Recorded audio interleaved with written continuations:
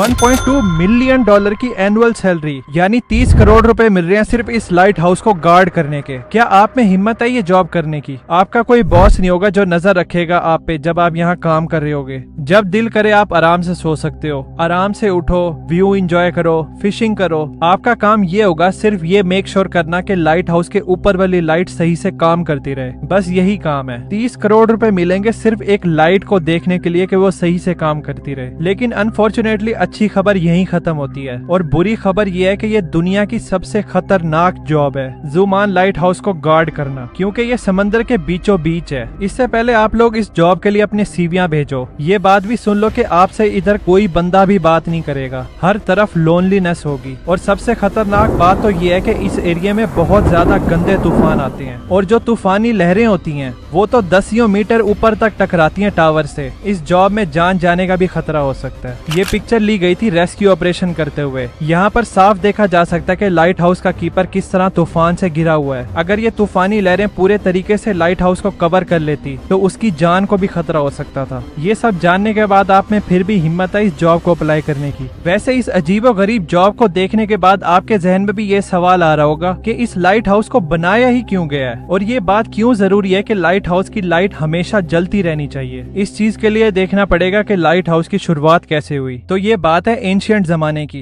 जब सफर करने के लिए ना ही रोड्स हुआ करते थे और ना ही कोई गाड़ियां। तो लंबे सफर करने के लिए सबसे बेस्ट तरीका था पानी। एक बंदा था जिसका नाम था कैप्टन मार्सियस। ये बड़ा ही जबरदस्त सेलर था और अपने खतरनाक समुद्री सफर के बारे में जाना जाता था। इसके साथ एक इंसिडेंट होने वाला था। शिप्स तो पहले जमाने में लकड़ियों की होती थी। तो एक रात कैप्टन पानी में बहुत ही अंधेरे वाली जगह से गुजर रहे थे। पानी के नीचे बड़ी बड़ी रॉक्स थी जिससे इनकी शिप टकराती है। शिप में सुराख हो गया और वो उलट भी गई और इनको बहुत ज्यादा नुकसान हो जाता है। इस इंसिडेंट के बाद कैप्टन मार्सियस ने सोचा कि इस प्रॉब्लम का कोई ना कोई सोल्यूशन जरूर होगा जो इनको इस किस्म के खतरे से वार्न कर सके। अब ये तो हो गई एक प्रॉब्लम। दूसरी प्रॉब्लम ये है कि आपको पता है कि ओशियन बहुत ज्यादा बड़ा है और पैसिफिक ओशियन तो बस छोड़ ही दो। अगर हम पूरी दुनिया का लैंड एक जगह इकट्ठा कर दें 7 कॉन्टिनेंट्स को मिला के तो भी पैसिफिक ओशियन ज्यादा बड़ा होगा। इसको छोड़ो, अगर हम 5 मून्स भी इस एरिया में रख दें तो भी पैसिफिक ओशियन ज्यादा बड़ा होगा। अब आइडिया हो गया होगा आपको कि ये कितना बड़ा ओशियन है। जब पुराने जमाने में सेलर इस ओपन पानी में सफर करते थे तो उनको कुछ भी नहीं पता होता था कि अगली जमीन कितनी दूर है और इवन उसका रास्ता किधर से है। नेविगेशन उस दौर में दुनिया का सबसे बड़ा मसला था। जीपीएस या कोई एडवांस सिस्टम तो होता नहीं था जो सेलर्स को गाइड कर सके रास्ते के बारे में। जीपीएस इन्वेंट हुआ था 1973 में और पब्लिक के लिए अवेलेबल था 1978 में। कभी कभी गूगल मैप्स पे भी हम लोग टर्न को स्क्रीन पे देखने के बावजूद भी गलत मोड़ लेते हैं। फिर ये पुराने लोग तो क्या ही करते होंगे। तो इन सेलर्स को सूरज पे रिलाई करना पड़ता था, सितारों पे रिलाई करना पड़ता था और शुरुआत के कुछ नेविगेशन टूल्स पे इस ना खत्म होने वाले समंदर को पार करने के लिए। सिर्फ इस नेविगेशन की वजह से 3-4 मुसीबतें और आ जाती थी, जैसे कि कैप्टन एलएस को आई थी। पुराने जमाने में कैप्टन अपने क्रू के साथ पैसिफिक ओशियन क्रॉस कर रहे थे तो रात में एकदम से बादल आ जाते हैं जिसकी वजह से सितारे छुप जाते हैं, जिनको ये देखकर रास्ते का पता लगा रहे थे। और फिर समंदर के इस हिस्से में बहुत तेज तूफान आता है तो ये लोग रास्ता भटक जाते हैं। जब सुबह होती है तो ये लोग ओपन ओशियन में लॉस्ट हो गए थे। क्रू के पास ना ही कुछ खाने के लिए बचा था और ना ही कुछ पीने के लिए। भूख और प्यास की वजह से क्रू का बुरा हाल होता है। आपको भी पता होगा कि ओशियन का पानी हम इंसान नहीं पी सकते क्योंकि ये बहुत ही ज्यादा नमकीन होता है। इसके पीने से इंसान की मौत भी हो सकती है। तो ये लोग पानी में होने के बावजूद भी प्यासे थे। बहुत सारे क्रू मेंबर्स मर गए थे। कैप्टन को बहुत मुश्किल से लैंड मिला था और फाइनली ये लोग वहाँ पर जाकर स्टॉप करते हैं। अब दुनिया के सबसे पहले लाइट हाउस की शुरुआत होने वाली थी। इजिप्ट में मेडिटेरेनियन सी के साथ था एंशिएंट सिटी ऑफ अलेक्जेंड्रिया। वहाँ का रूलर था फेटोलमी द सेकंड फिलाडेल्फियस। इसका किंगडम उस टाइम एक प्रॉपर हब था ट्रेड कल्चर के लिए, लेकिन इस किंगडम के लिए सबसे बड़ा मसला था इसकी लोकेशन। अगर आप इस पिक्चर को गौर से देखें तो शहर के किनारे पे जाने के लिए यहाँ से गुजरना पड़ता था और इसके साथ में देखें कि कितने सारे पत्थर हैं।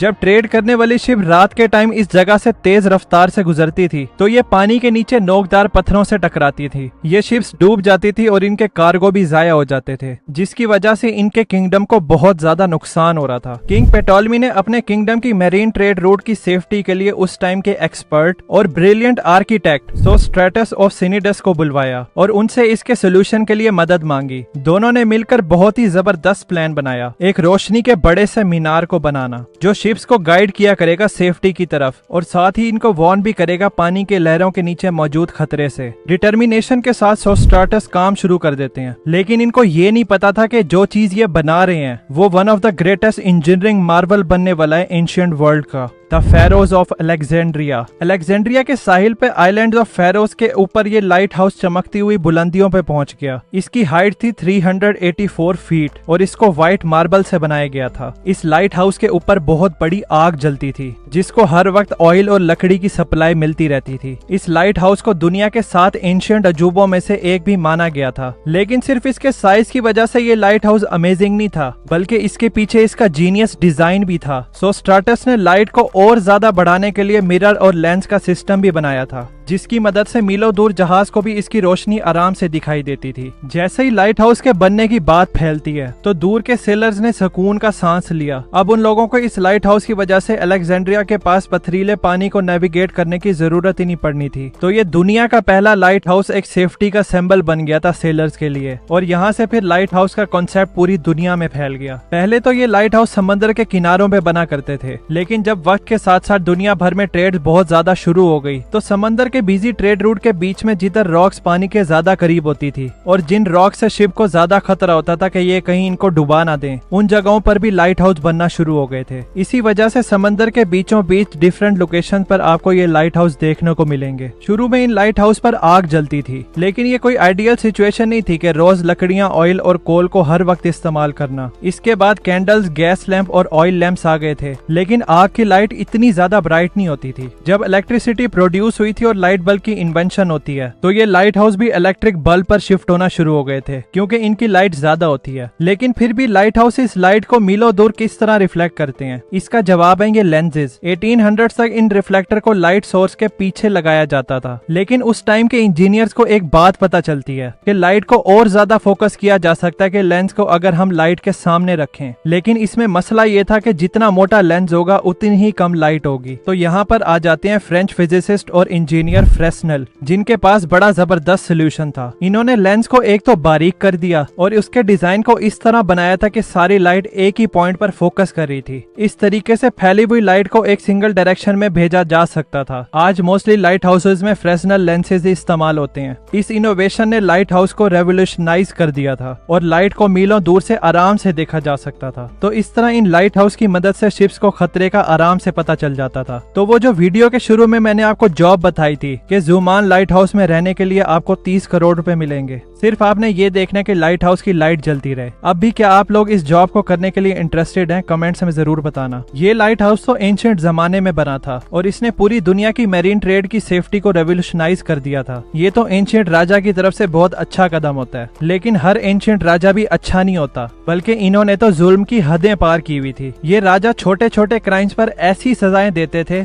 जिनको देखकर आपके रोंगटे खड़े हो जाएंगे। इनकी इन्हीं 6 सजाओं पे मैंने ये वाली वीडियो बनाई है, आपको हाईली रिकमेंड करूंगा कि आप जरूर देखना। मिलते हैं फिर उस दौर में। Thanks for watching.